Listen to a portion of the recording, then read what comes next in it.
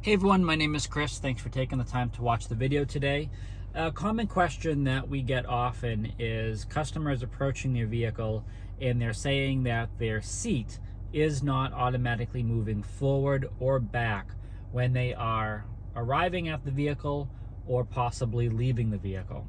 So there are lots of different things to discuss about that, and it really does pertain to the model year of your vehicle and the operating system that you have inside of your vehicle.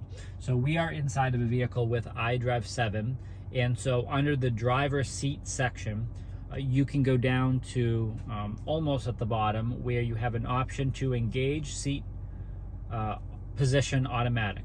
So what that means is when the driver profile is activated, the last saved seat position is engaged.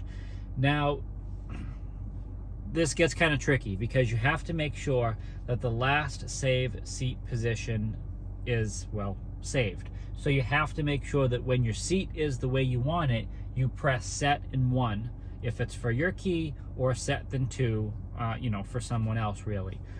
When you lock the vehicle and you walk away, what's going to happen is it's going to lock down, it's going to reset the driver profile, and when you come back with that key, it's going to recognize that profile and it's going to activate that last seat position. It will engage that, bring it where it needs to be, and then it's going to be all set. So you also possibly notice when you're done with the vehicle and you shut the car off, the steering wheel will raise itself, usually retract, go back to give you some distance to get out of the vehicle.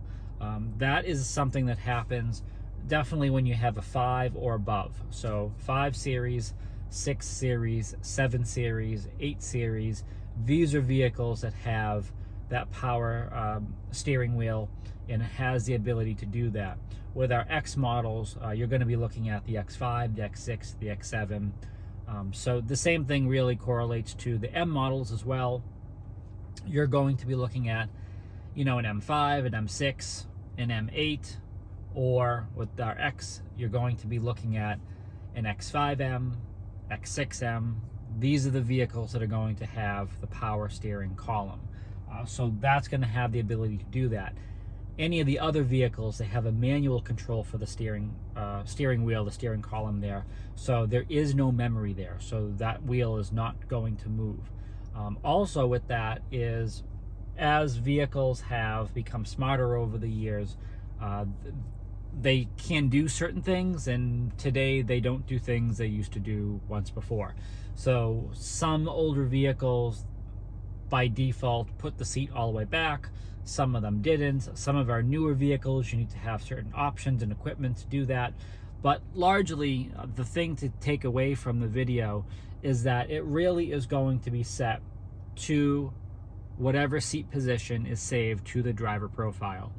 If you save a seat position that's really right up close to the steering wheel, and you save that as driver 1, and you press set then 1, and you lock the car and walk away, that's what it's going to know. That's what it's going to remember. If you approach the vehicle with the second key, which has the seat saved all the way back as far as you can go, you should see that seat move. You shouldn't have to open the door and press number 2 in order for the seat to go back.